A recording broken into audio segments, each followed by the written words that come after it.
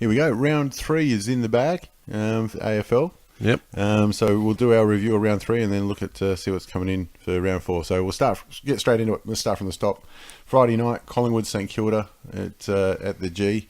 Again, it happened a few times this year. First quarter was just absolutely cracking, Wasn't it? It was good to see, especially Saints got out of the blocks, Yeah. got a good start. It was great footy all around. And then, Collingwood stepped on the gas and away they went. Yeah, well, after the first quarter, it seems like Collingwood sort of put their foot down and got their running going, and Swan got his hands on the ball. And he looked like the Swanee of old. Yeah, didn't he? Because I think Pendlebury, I'm surprised he even lined up because he was under injury cloud. Yeah. And Rewalt pulled out before the game. Sidebottom was...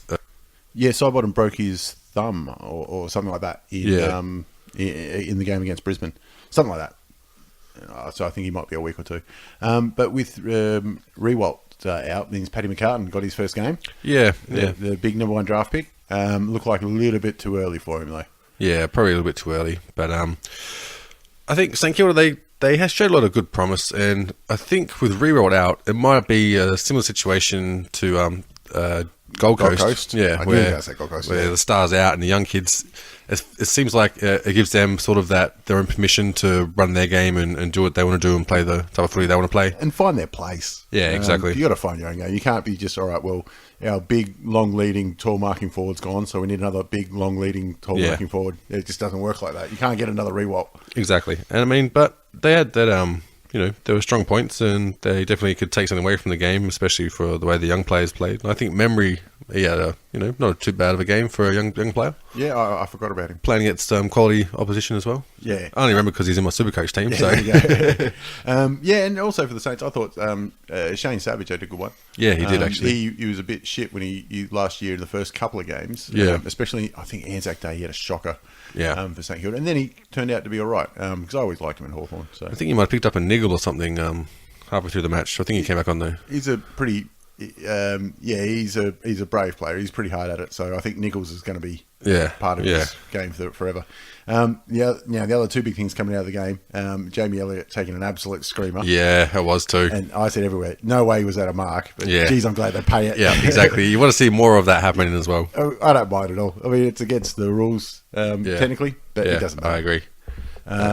And Travis Clark kicked 5 from about 20 opportunities. Yeah, exactly.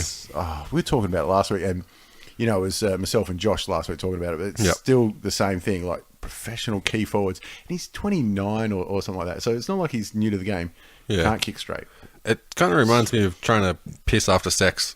They're like, there's no reason why you should miss, but for whatever happens, they come out at right angles. And are you saying maybe you should sit down to shoot goals? Oh, yeah. I don't know. How do women kick goals? Maybe he's a backman, is what I'm saying. That's exactly what I thought watching the game. I'm like, mate, you can't kick straight, centre-half back. Yeah, exactly. You're just going to have to accept it. Yeah. Look, it's worked before. I mean, Trent Crode was a power forward that turned into a key backman and an all-Australian key backman. This is true. This is true. So it wouldn't be the first time. Chris Tarrant. Yep. It was Australian. Forward and back. At both ends of the ground. So, I mean, they've got troubles down back because they've lost a few players. Yeah. Maybe they should. And I mean, you can see they've got every reason to try that out, except who's going to get to fill the hole that he's going to leave theoretically up forward. Well, Jesse White should be filling that hole. Yeah. But, he's been all right this year, actually, Jesse White. Yeah. But you just never know what you're going to get with him. He looks like he should be a mixed martial artist, I reckon. Jesse White? Yeah. He's got that build, that sort of height. And he's got the Collingwood tats. Yeah. So, anyway, I think, that one went the way it was. And I incorrectly said that Collingwood were 0-2 going into this game. They're actually 1-1. So now they're 2-1 into the big Anzac Day clash. But anyway, they're not looking so bad. The big rivalry match at the G on Saturday, Carlton Essendon, wasn't as much of a flogging as thought it would be. No. And it looked like it could have been a hiding at some stage, although Chris Yaron certainly took his own hiding into the game. Yeah. What a weird little incident. It was, wasn't it? But I mean, there was the niggles and Chappie gave him a nice little elbow to the ribs. he took the swing. I didn't think he connected. No, I didn't either. I thought, Chappie, you put a bit of mayo on that one, champ. Yeah. But then he got the cut. Yeah. The cut was good enough that, a UFC ref would have went, hey, we have to have a look at this. Yeah, and they gave him the concussion test as well. Yeah, well, Which I actually found out what that was, where they were saying on the match, where they've got a set of tests for, I think it's like mental acuity or acumen. I'm not sure, some sort of problem-solving test. They do it pre-season. Yeah. And then to set a base rate. rate. To set their, whatever the delta would be. And and then they've got to do that after the concussion. If they get lower, then they have to come on. I can't remember who it was, but there was 1 or 2 players that have had the concussion test during a game and have actually scored higher. Yeah. And you go, well, okay. So it's not an exact science, this concussion test, but anyway. But I think Carlton actually showed something for a change. Their first quarter's been great in rounds 1 and 2, but at least it's as much as a 4-quarter effort as they've ever put in. It is, and I mean, it's good to see they didn't give up.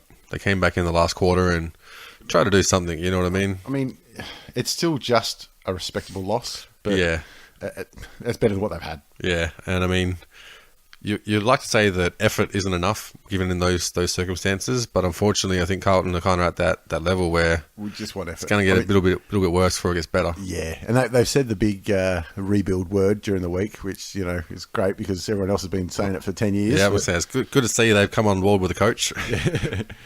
It's going to be funny. But anyway, they're winless so far, and I don't know who they're going to beat. They might beat Brisbane. Yeah, they'll probably beat Tigers at the back end and put them out of the finals. They'll only beat the Tigers if it means you'll stay in the finals. Yeah, exactly. So up 9th or whatever it is. On to a very interesting game in Adelaide and Melbourne over pissing down at Adelaide Oval. Yeah. One of the, I think, great little videos the AFL put on their page was Bernie Vince versus Dangerfield. Yeah. Did you see it at all? Yeah. God damn, it was good to see. Oh, no, sorry, I didn't see the video. I was thinking something else. So, Bernie Vince obviously went out with the task of stopping Dangerfield by any means necessary, and he took it to mean that. Yeah. He was every tackle, he held on extra couple of seconds, drove it in, pushed him down. It got to the point where I think for the first time in my life, I saw Dangerfield play for a free kick. Yeah, I remember that one. When he threw his head back, and I'm like, I've never seen him do that before. Yeah, it was great to see, especially considering of Bernie Vince used to play for Adelaide. Yeah, it's getting booed all day for it as well. Yep. There's a couple of bumps. I thought, you're lucky you didn't get him high there, but that's what it is. Yeah. And Taylor Walker put a photo on Instagram afterwards that Dangerfield and Bernie Vince. Dangerfield had his arms around his neck, mucking around. I saw that one. I think I might have been at the pub afterwards, probably down the. What do they own? The Alma? I think that's what they own. Yeah, something like that, which is good to see. Because at the end of the day, they leave it on the field. And that's it. I mean, they'll probably be best friends next year too. So, spend a lot more time together at the pub in Melbourne. Maybe. If I can't see Dangerfield going to Melbourne. But he might be in Melbourne. In Melbourne, yeah. Might be just across the road from the Demons, I reckon. But anyway. Yeah. And Taylor Walker had the lazy 3 on a down day. Yeah. I think it was McDonald who was playing on him. I think he had a bit of a rotation going on him as well. Yeah, which, you tend to do these days. It says something that they did a great job on him, and he's had a quiet day in kick 3. Yeah. Which is really good. And it shows, the team's obviously up and firing. Yeah, but the good thing was that he was imposing in the forward line, and obviously he's the key target, for his forward line, which makes him the key target for their backmen. Yep. And they had some young people that came in and, did their little part. You had Ellis Yeoman, who's playing kicked well. A couple. Yeah. One from 60 or something like that. Yeah, something like that. And Hogan for Melbourne put in a good effort for a youngster as well. Yeah, the Hulkster. Yep. And Jeremy Howe does what Jeremy Howe does. Yep, he jumps over buildings, I think. Yeah, it's just such a weapon across the half-back flank. It's just put it up there, I'm going for it. Yeah. I think he took it over Lumumba. And then Taylor Walker coming through, crunched Lumumba as well. Yeah, Lumumba. Cheers, mate. It was like he got caught up in a bad wave or something, and there's one that follows it up right behind. Gary Lyons probably looking at him and go, I know what that feels like. Yeah. I don't get no respect. But Adelaide, 3-3. And they've got... who have they got next week? Jeez, I've just gone blank. I was going to say North. No, they've already played North. No, next week they've got the Bulldogs. Yeah. Down at Etihad. Which is going to be hard for the Bulldogs considering their injury list. It is, yeah. Well, we'll get to that. So on to the other derby or battle of the bridge or whatever. I know you try and make it exciting somehow. Well, you got to think of catchy names for some reason, but they went for battle of the bridge instead. Yeah. And it kind of felt like Sydney did enough. Yeah. But that was it. Just did enough. They were, and also interesting to see Goods got sent back to the Rezzies. Well, sent himself back. Did he really? It's very interesting. Because he wore the vest last week and he came on when the game was done and dusted and didn't do much and wasn't asked to do much either. Yep. But apparently he said, I want to go back to the NEFL to play a full 100 minutes rather than pull on the vest again. Oh, yeah, fair enough. Which is two things to look at that. One is, okay, he wants the full run around to give himself a proper go. That's fine. But two, he's already assuming that he's wearing the vest again. Yeah. Which, it's interesting. I don't know how he went in the Rezzies, but I do know that Tiziani smothered one of his kicks and got the hold of the ball or free kick and kicked a goal. Oh, okay. Now, that means nothing to anybody except that Lockie Tiziani, I think his first name is Lockie, son of Tony Tiziani, who plays... Really? You play footy with him in Broken Hill. Oh, really? So he's playing for the Murray Bush Rangers, I think. Oh, so he's caught up to the NEFL reserves and he's smothered dual Brownlow medalist and kicked a goal. So anyway, well, put that in the resume, won't you? I'm gonna just another doggy, North Broken Hill Bulldog on the way up. Okay. And sorry, the other thing about that game was Franklin just doing what he does. Yeah. I mean, kicking freaky goals. You when you're planning this match out for GWS, you'd have to have some sort of benchmark where you're willing to concede Franklin's going to dominate for this amount of goals or possessions, because he's hard to match up for the best of teams. He's gone from strength to strength. He's gone to Sydney. Yeah. And I don't think Phil Davis did a bad job. He was on him for most of the night. Yeah, and I mean it's a good way to serve your apprenticeship on playing on players like that. Yeah, but when he's having shots from inside the square and they're clearing the fence. Yeah. Okay, you've done your job. You've made him kick it from 65. Yeah, from a skeptical 65 as well, probably with the markings down in Sydney. And Lukey Parker's goal. Did you see that one? No, I missed that one. Falling over, he's clipped it with the back of his heel and it's slid through. Oh my god! It's not many people can kick a goal by accident, but he's managed it. So you take those ones. This is true. It'll be something I'm sure he was reminded of in the change rooms. And it still didn't seem like they've got the interest they need for that derby yet. No, I mean, last year, GWS came up and won one. And you thought, okay, here we go, we've got something. Yep. And there's a little bit of a push and shove, but not much. Yeah, there's not a whole lot they can do, is there? I think it's still a year or two off until GWS are real contenders. And they're playing well. Yeah. It's a matter of... it's just a matter of they're going to put it all together. Yeah. But, I mean, they've got the young kids there, and like we always say, they're going to be able to trade out probably this year, next year, and they'll start resembling a squad that's going to make a push for finals or have a plan to play finals, They're tracking well. Yeah, you're not planning to play finals with this squad that they've got. You're planning to, put the system in place so that you can develop players, but also start looking at what holes you've got and how you're going to fill them in. And a lot of that can be off-field as well, sort of setting, team... directors love talking about culture these days. It seems to be the big buzzword, and you got to get the culture right. And I mean, I can see the thinking behind it. It is kind of true, especially with off-field incidents. The media are so willing to just jump on you whenever you do something real fucking stupid.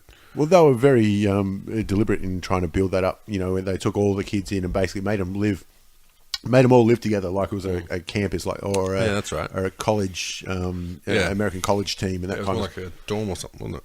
Yeah, they were very aware that some of them are going to want to go home. And, they've lost some, and that's going to happen. But you get a core group of players, and that's all you need, really. And then you build it, and the rest will come. On to what I think was probably match of the round, and something I'll talk a bit about, because I got to attend North Melbourne versus Port. Must be tight. North Melbourne. The first thing, I was... about 5 rows back from the Port bench. Yep. And I don't think I fully appreciated how much coaching actually goes on from the bench.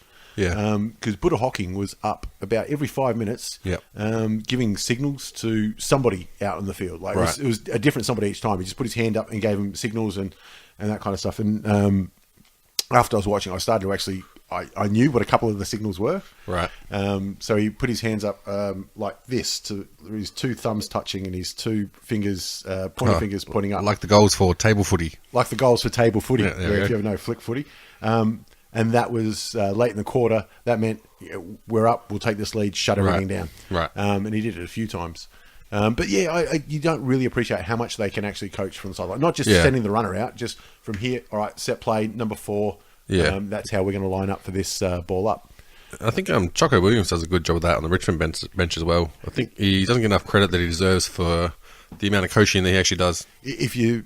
Occasionally they show it on TV, but he looks like he is up and talking to every single player all game. Yeah. As opposed to, you look at the Hawthorn bench, there are some that do that. But then there's Damien Monkhurst, who's always on the phone. Yeah. He's got a phone in one hand and a sandwich in the That's other, it. nearly always. But I mean, you've probably got a good five men running around in the Hawks jumpers that could slot straight into a coaching role. We got coaches standing out there, a lot of them. So the North Port game, what a cracker of a game. Yeah. It sounds funny to say, it was Port's first win for the year. I think they played better in the 2 losses. Yeah. Even the 40-point loss to Sydney, they didn't play that badly that game. But this one, North butchered the ball going forward. Yep. And should have won it. There's no doubt they should have won it. Missed a couple of easy ones. Don't want to go on about umpires, but there were some real funny decisions. Right. And the other thing that would have won the game for North was if Jared Waite wasn't playing. Really? He was shocking. It's a liability. Kicked 7. Did he kick 7 or 8 last week? And this week, I don't think he had an effective disposal. No, I was say. Well, I was watching the other game, which is the Tigers game, so I didn't get to see too much of it. But I was following along on the bottom corner and flicking back when I could, and it seemed like it was an amazing game.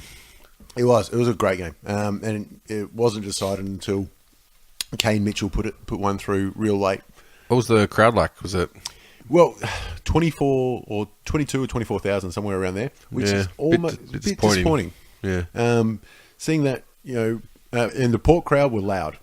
Yeah. They were definitely there. Yep. I mean, they were still the minority. Yep. But they were certainly making some noise. Do you actually know any Port supporters that don't live in Adelaide? One. Kate and Jeff, who live in South Australia. Oh, there you go. Well, Jeff is. Oh, there you go. I think. Yep. They might have switched now. Anyway, just the one. Yep. Anyway, it was a cracky game, though. What was the other? Zeeble, again, in trouble. Yeah, he's in trouble, bastard. isn't he? It's, he can't help but get himself into trouble. Yep. And there was nothing in it either. It's just a big hit, and he's thrown up blood on the sidelines. And there were a couple of good bumps during the weekend. There was a nice shirt front. I can't remember which game it was. There was a really clean shirt front. And I mean, it should be a free kick, but I think they got it to play on. Yeah, there was a couple. There was one today from Luke Hodge, and I know what you're talking about. There was another one earlier in the round. I just can't remember what it was. I think it was Money Melbourne. But yeah, I can't remember. Oh, yeah, Bernie Vince had a couple. Yeah. But might have been a little bit late. Yeah. But I mean, he wasn't really too worried about that, I think. The other thing to take out of the game was, that's right, we're talking about the free kicks. Jay Shooks kicked 3 goals from the same free kick against 2 different opponents, which was he'd palm them off and they grab his arm with 2 arms. Yep. I saw it a few times, because we saw, I don't know if it was shown on the TV, he'd actually palm them off and grab the jumper, okay. and then they've got 2 hands on his arm. And of course, the umpire sees the second one and pays a free kick, which is still correct. I mean, the umpires can only pay what he sees. Yeah. But after it's happened twice, surely the backman's got to be smart. Yeah. And go, you know what? I can't grab his arm with 2 hands. Yeah. Because they're not seeing it. And I'm giving away free kicks and he's kicking goals. Got to learn to break the grips. Do something. You swing an arm or break it anyhow. Break grips. It reminds me of learning how to post up in basketball. That's exactly what I was thinking. 2 steps in, chop the arm, big overhand, post up. Yeah. Just get in front. Yeah, it's not rocket science, really. But Jay Shooks, man, if it keeps working, you keep doing it, don't you? Yeah. And the thing is, I flicked over towards the end when it was close and the Richmond game was wrapping up, and I was impressed with Port's ability to close out the game, but their ability to keep their cool under that bit of pressure and know exactly what they need to do, in that you're down by a few points, so get the ball forward, just any means possible. Yep. Make sure you've got loose men. You need people around the ball and people peeling off. And then once they kicked the goal, they knew how to shut it down. Yep. And that seems like it's those keys that make a big difference towards the end of the season, especially with North Melbourne, who've gone through seasons where they've had close games, which will come back to bite them in the arse when this comes finals time. These things add up, and I think it should be a learning experience for North Melbourne, because the world raps on them before this season, saying top four. That's what they're looking for. You made a prelim last year. You don't aim to go backwards. Yeah, and that's just that's how close the margins are for those teams for that fourth spot. Yep. Is that these ones will come back and they'll bite you towards the end of the season. And it's not just that, but early wins means that you can manage players later on or rest if need be. And just the confidence to know you can get through those situations when there's adversity. And it reminds you of Hawthorn, where you watch them, and when those games are close like that, doesn't matter if they're down by a couple of goals, you just know they're going to win. And if they don't, then you've stolen it, more or less. Even if you're ahead by two goals. Those teams, they just have that presence, and it becomes a habit, I think. Yeah, and you're right. It becomes a habit either way. Yeah. I always think of back around the 2000 mark with the Wallabies. I know we're going to a different sport, but I still remember watching one of the games, and they were down by 2 or 3 points, and a couple of seconds on the clock. I remember watching it and I'm going, that's all right, they always win. Don't worry about it. Yeah. And sure enough, down they go. Away they go. Another one, John Eales kicks it in from the sidelines and they win again. Yep. So it's it's the same thing. You can get used to winning, you can get used to losing. Yeah. And with North, I mean, the problem they had last year was they were seen as so up and down. Yeah. And they're gone, loss, win, loss already. Yeah. So it means they're due for a win this week. So yeah, get on them. Sure thing. On the Port side of things, finally got the win on the board, but they haven't been shocking. Excuse me. They haven't been shocking. No. They've lost to Port and Sydney, both who finished top 4 last year. Yeah. And now they've got Hawthorn this week. So that's a hard run in, but they'll be cherry ripe for that one, I think. Yeah, and that's true. And I mean, you can never count them out. They're a bloody annoying team to play against, because it seems like they've just got an extra man on the field. It does. They've always got that one person spare, and they're so quick. And the other good thing for Port was the return of Cracker. He's been through a lot, and he didn't have a blinder, but he didn't play badly either. Yeah. So it is a good football, can be a great redeemer. Like that sometimes. Only if you win, though. Only if you win. So for me, that was the game of the round, and thoroughly enjoyed being there and watching it. Yep. Whereas you were at home watching the Tigers give the Lions a bit of a lesson. I was, and Trent Cotchin absolutely killed it. He did. It wasn't as well, I mean, obviously it was a huge blowout, but not deservedly so, if that makes sense. It was Richmond was shit, but not as shit. Yeah, well, they had some good pieces to play, and obviously you can't be too shit and win by nearly 100 points. Yeah, but it wasn't a clean game. It wasn't scrappy, but Cotchin started to free himself up, and very clean on the up. And he seemed to be everywhere. He's had 37 touches and kicked a goal. Yeah. And took what would be mark of the week any other week except this week. Yeah, he's probably not in the top 6 this week. There were some blinders. But it was good to see that Richmond, for once, actually put someone to the sword. It didn't come back in. Didn't let them come back into it. Yeah. Once they got ahead, they extend the lead at every break. I think they did. They would have gone close. Yeah. Would have gone close. Yeah, absolutely they did. And put on still 8 goals in the final quarter. Yeah, they did improve at each break. So I mean that's good. It's as much as you can only beat who you're playing against, you still got to put the points on the board, and especially when in the middle of the ladder, it is going to be so tight that percentage is going to make a difference. Yeah, it's only 3 rounds in, but they all count for the same. And I mean, it's just really disappointing from Brisbane. They had a lot of promise, but I picked them to finish 8. Yeah. Originally, then I changed it just before the season. Yep. Because of their injuries. Geez, they look a rabble. Yeah, it does. And I mean, you got the Beams brothers and Zorko seem to be doing their part. And I mean, they're missing Patfull, I think. He's out, isn't he? He's not playing for him anymore. He's playing for GWS. Oh, that's right. No, I think the Irishman is out. Hanley's done his... yeah, that's right. He'd do his knee pre-season. Yeah, something like that. Anyway, he's not playing this year. But I mean, they beefed up with their pickups off season, and it seems like everyone else has fallen off. Not everyone else, but they've got their star midfield, and no one's really stepping up anywhere else around the ground. I mean, Beams had over 30 touches for the first time in his new colours. Yeah. But still, it's. I think we were expecting more from Stefan Martin as well. Yeah. Because I remember watching him in a practice match when he was playing for Melbourne, and I thought, Jesus, kid's got something. Yeah, yeah. It's taken a little while for it to come along. Yep. But not dominating yet. Yeah. But, I mean, it's only 3 rounds in. Yeah, that's exactly right. But still, geez, not much to cheer for just yet. No. And there was one disappointing thing to come out of it was Knights doing his hamstring. Not sure what the diagnosis is yet or how many weeks he's out, but you got to feel for the bloke. It's more weeks. Yeah. It's sad, but you almost think, thank God it's just a hamstring. Yeah, exactly. But it could still be 2 months out. Yeah. But for the poor bastard, it might be just somebody that a professional sport, a contact sport, just isn't agreeing with your body. And a lot of times with these sort of things, the damage is done when you're younger. And, it's only sort of coming around these days where you have not the professional approach, but the professional attitude towards your body when you're in the younger years. Yeah. Whereas, like, I remember growing up, I was a flat foot, had problems with my back, never went to the doctor once, ever. Never got it checked out, ever. And like now I get a pinched sciatic nerve, and so it really affects like down the back of my leg and makes it really hard to walk. And it's like, it was as simple as going to a doctor when you're younger, and you just don't do it. And maybe all you had to do was lay on a roller for a couple of minutes. Yeah, that's it. But these days, it seems the body doesn't forget. Yeah, exactly. But it seems these kids maybe within the next 5 to 10 years we might see something different. But have bionic with the increase in sort of the stress on the body with the modern game, I think maybe it is sort of a follow-on effect that needs to flow down towards the lower levels once they catch up with the same style of footy and the same philosophies follow down.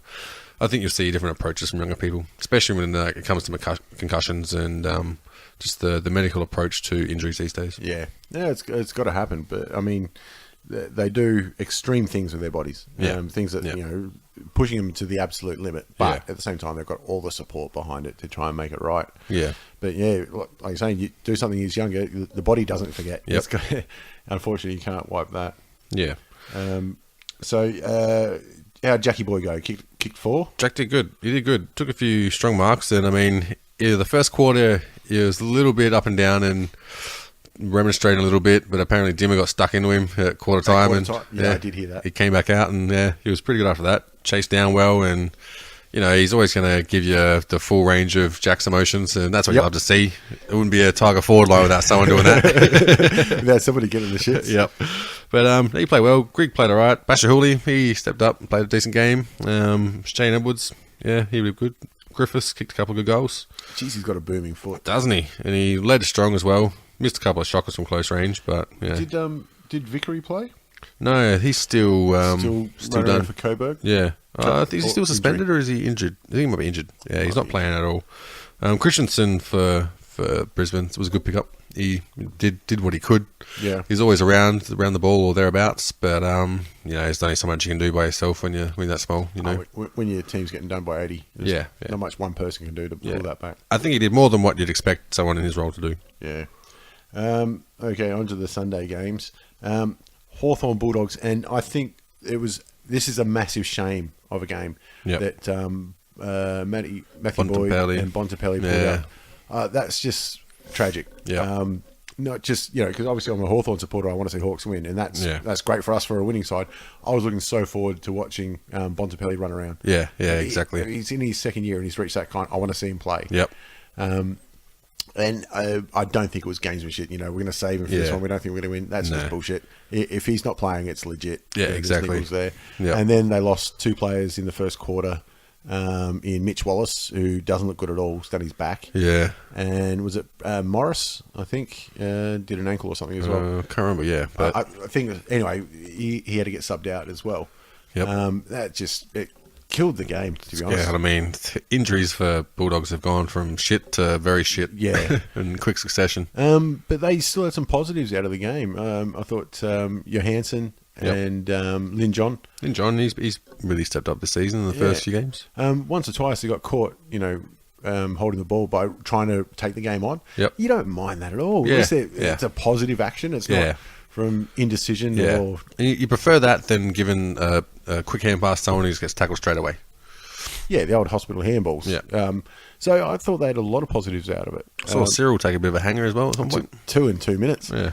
His kicking is shocking again, though. His set shots, that is. Yeah. His field kicking was perfect. Yeah. And then I think one of the set shots, they showed his grip on the ball. Yep.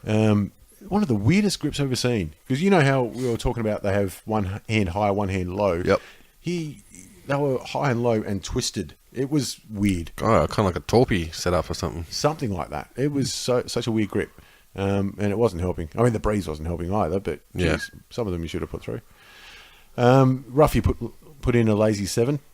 A couple of them were, easy ones out the back. But it was just such a shame. I was looking forward to the game, and the outs for the Bulldogs just didn't make it competitive. Yeah, and just you're excited midweek for this match, thinking maybe this is going to have a little bit of spark to it, a little bit of something. Like, and it could have been something. It would have been a great test for the Bulldogs. Yeah, and it just killed it, unfortunately.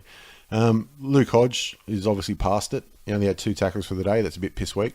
Luke Hodge, yeah, 44 touches though. Yeah, scored 100 and fucking plenty on Supercoach. I'm just having a look on I don't know what the AFL app, fantasy footy or Dream Team, whatever it is, 159.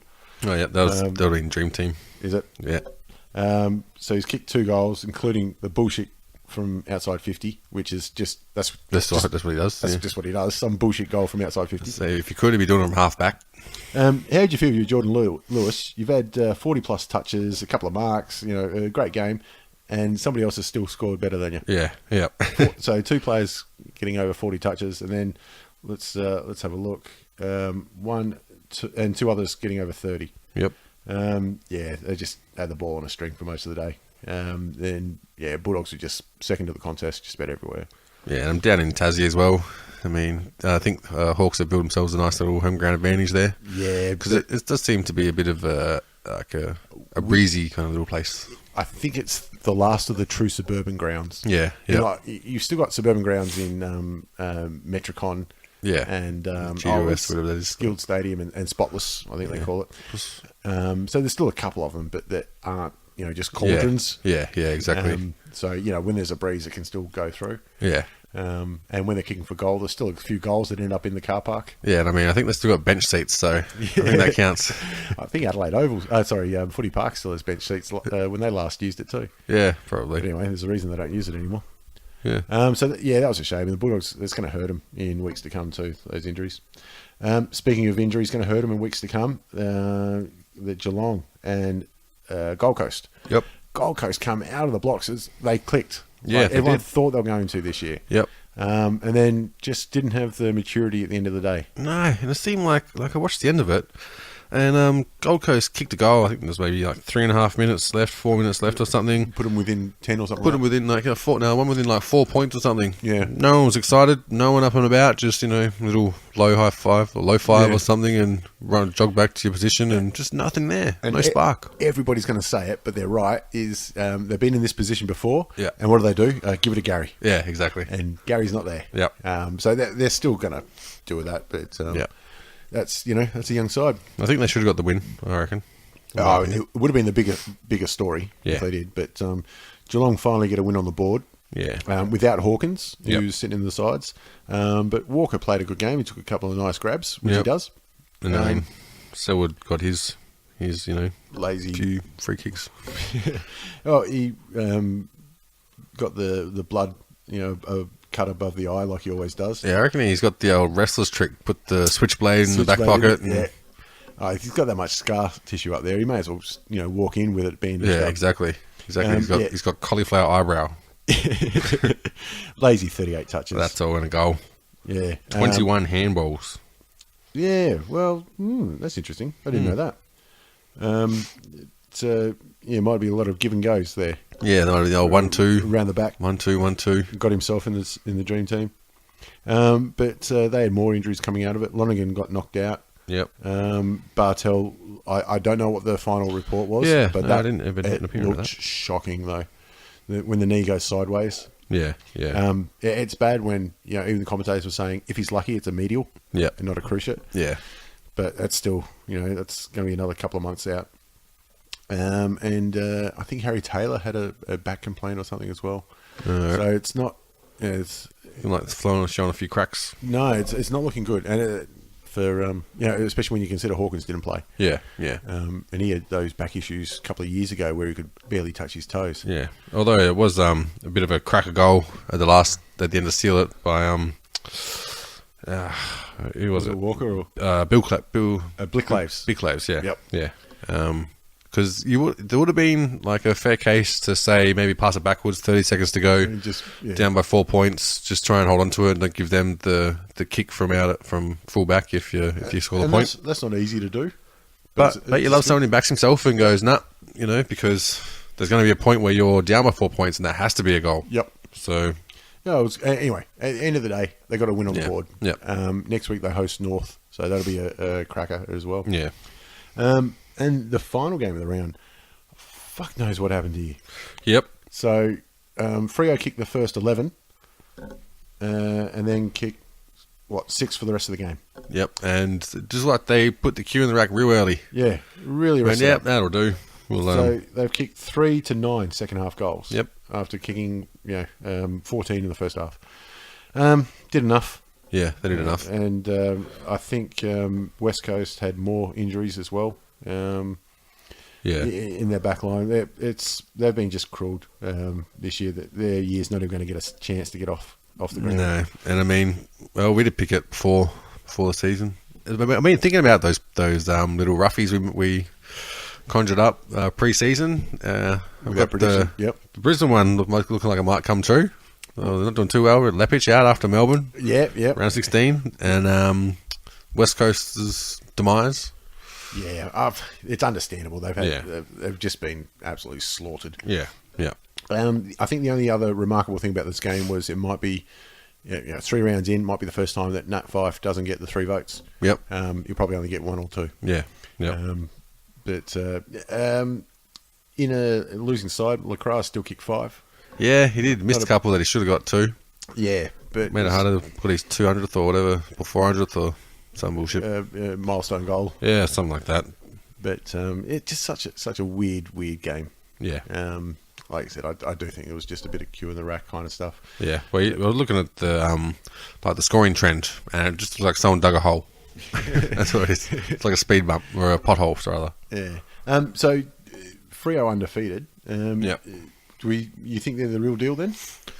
Because I think we all said like this is going to be the year that they fall back. We did, and I'm still not sold. Still not a believer.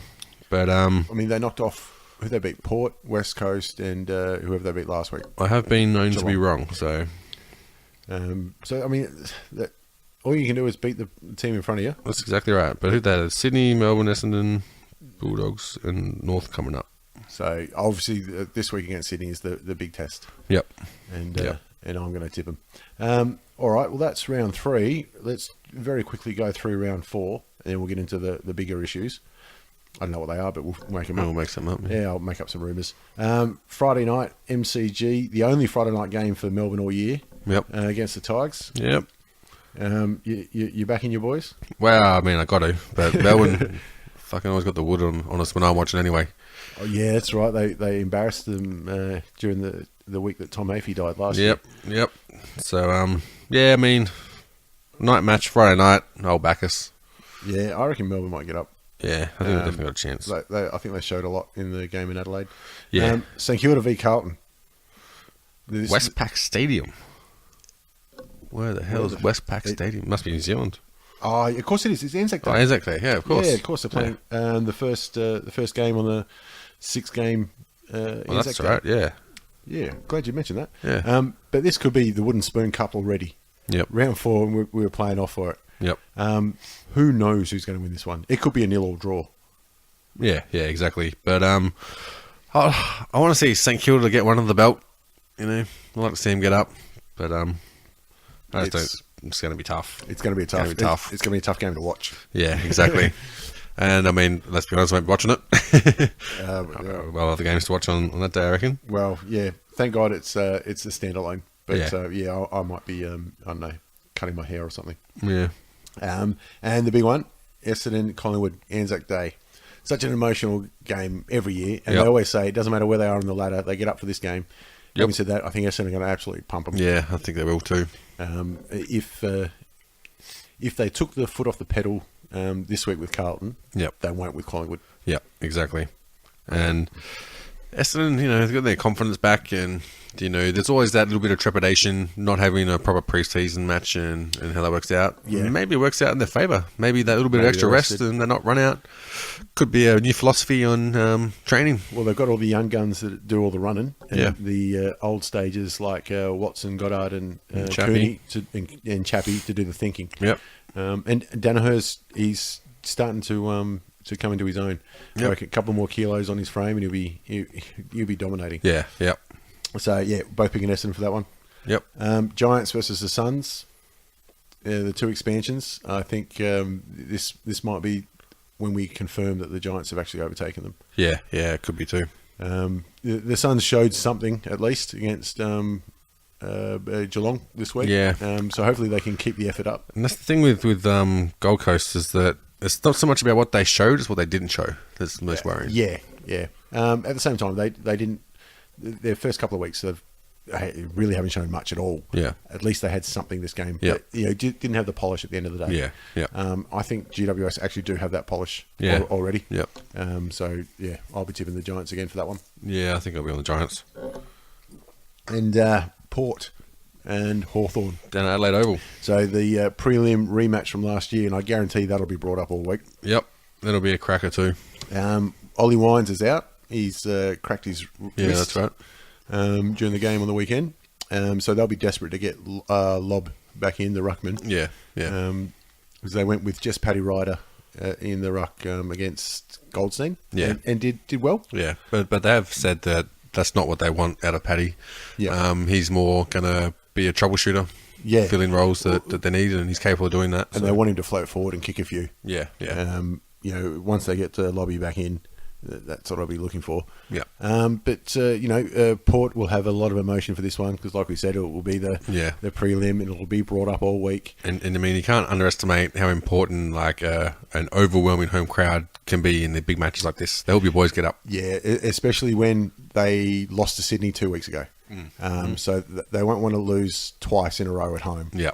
But Jesus, a harsh run into the season for them. But, if you want to be a premiership contender, that's what you've got to do. That's it. And I mean, it is the stage where you get a little bit of pressure to just, test the waters on how you're going to go come the big stage. Come the big stage, yeah. And the shocking thing about the way this round's set up is that game's on at the same time as Freo and Sydney. Because there's two absolute brilliant games. It's... if you don't go for one of those teams, it's really hard to decide which one you want to watch. Yep. But Freo and Sydney, this game is going to really tell us if Sydney is switched on yet, or if Freo are serious contenders. Yep. And I think the answer might be both. Yeah. And I think Freo will probably do enough to win at home. Yep. I mean, it could be amazing if both of them turn out to be duds. They're battled out for 8th and 9th and shit. There's 3 undefeated teams, and this is 2 of them lining up against each other. Yeah. So, like Highlander says, there'll only be one at the end of it. It'd be very interesting to see what Sydney do with Fife, because you can't just let him run around and get 30-plus touches. Yeah, exactly. If you do that, you're not going to win. And that was the big mistake that West Coast made. You can see Fife doing as he pleases. Yeah. Records abandoned. He's too skillful. Yeah. See if they can actually stop him from getting votes. Yeah. Because it might not happen very often this year at all. And I mean, looking down, this is a good weekend for matchups on sorting out who's shit and who's going to be the contenders. It starts to be nearly at this stage, rounds 5 and 6 especially, where you start to see, okay, this is really what the team is. Yeah. So it looks like you've got the battle for finals, for 8th, and for spoon. Yep. Because the other end of the spoon end is Brisbane and West Coast. Brisbane, West Coast, yep. And this is just about Brisbane seconds versus West Coast seconds, the way they're running. Yeah. Up in Brisbane. Yeah. Brisbane won't have many chances for wins this year, by the look of it. Yeah. This might be one of them, but I'm still going to go for the away team. Yeah, I'll back Brisbane in. I reckon they got to win one. Got to win one. Yep. Plus, I want to get a bit of hype going first, so then, disappointment will be much more disappointing and Meany gets on it. So you reckon if they're 0-16, that'll be not as bad as 1-15? Well, I reckon if they're... I'm going for 6-4 at the midway break, or the what is it, round 10 or round 11? Before the buys. Yeah, before the buys. And so I'd like to see him get a few runs on the board, get a bit of hope about, and then it's going to be 0-4 after the bye. I don't like your chances. I don't think they'll get 6 wins every year. The way they're travelling. Geelong and Kangaroos down at Skilled Stadium. Yep. This is going to be very interesting because Kangaroos are due for a win. Yep. Because one win, one loss, one loss, one win. That's the way they go. Geelong, be very interesting to see what 22 they line up with their injuries and everything. It'll be interesting to see how North Melbourne pick apart Gold Coast performance today down at Cattery there. See what they can learn from it. Yeah, see if it was just more of a Geelong doing not much right, or what sort of pressure they put on them into forcing them into mistakes. Well, that's it. They've got to hassle and run because a few of the old cats are looking at it a little bit slow. Yeah, yeah. It's, again, another payback from the finals last year with North that knocked Geelong out. Yeah. And, I mean, I think for this one, accurate kicking will be a big factor in how this game pans out. All right. Well, especially down at Geelong, where you tend to get a bit of a breeze. A little bit of more of a swirl with the open. It's the home ground advantage on kicking for goal there, I think, is a little bit more prominent than playing in Melbourne that the MCG already had. So, yeah, North Melbourne, if they're going to have a chance, straight kicking is essential. So, you may as well put weight on Stevie J or something, sit him down back. I tell you what, if they put weight on the Geelong side, they'd have a better chance. No, he's due for a good game because, he was shit. Yeah. So, yeah, I'm picking Kangaroos. And to round it out... Yeah, I think Kangaroos, yeah. Yeah, Kangaroos. Yeah. Round it out, Adelaide Bulldogs at Etihad. Again, It's hard to pump this one up, isn't it? It could get embarrassing. Yeah. But hopefully the Bulldogs get enough of their first stringers back. It was so disappointed we didn't get to see the full team today. Yeah. Adelaide should go through. Yeah, can't go against Adelaide playing at Etihad. And keep their top spot on the ladder. There we go. That's what's coming up for round 4, Anzac Day weekend. Yeah. It's always a big game. I'm glad there's actually 6 games they've tried to space out a little bit. Yeah. But Saturday night's just going to be that's a cracking football night. I'm really looking forward to it. Yeah. Didn't realise how much I was looking forward to it until you just said. Yep. Until you start looking down the list and figuring out what means what. And I mean, I don't know if they do it intentionally, but it seems like they've got the key matches on these weekends just to make trying to make it a very big weekend. So you make that selling point. You know what I mean? Just have a look. We've covered all the games on the common medal race. Yep. So I'm just having a look now. You got Kennedy is still leading it with 13. Obviously he's kicked 10 in one game and 3 in the other 2. Yep. Kennedy, Franklin, Walker, Roughhead, and then Rewalt. No real surprises, is there? Really? No.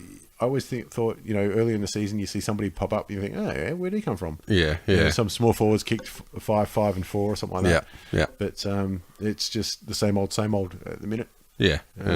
Kennedy's got a big one that's put him up at top. But exactly, and I mean, it's just really hard to tell this season like how it's going to go because you've had opportunities where you've had blowouts, but the usual suspects aren't necessarily the ones that are kicking all the goals. So it seems that the key to being really successful offensively is to have a lot of goal kickers. Yeah. So it's kind of hard to have a real domination with one person. But I mean, you had Kennedy do it with West Coast, and you had as we said before, Waite scored a few for he for kicked North Melbourne. 7 last week, and then barely got a kick this week. Yeah, but I mean, for the other players, like even Tigers only had Jack with 4 and was pretty well spread out. Yeah.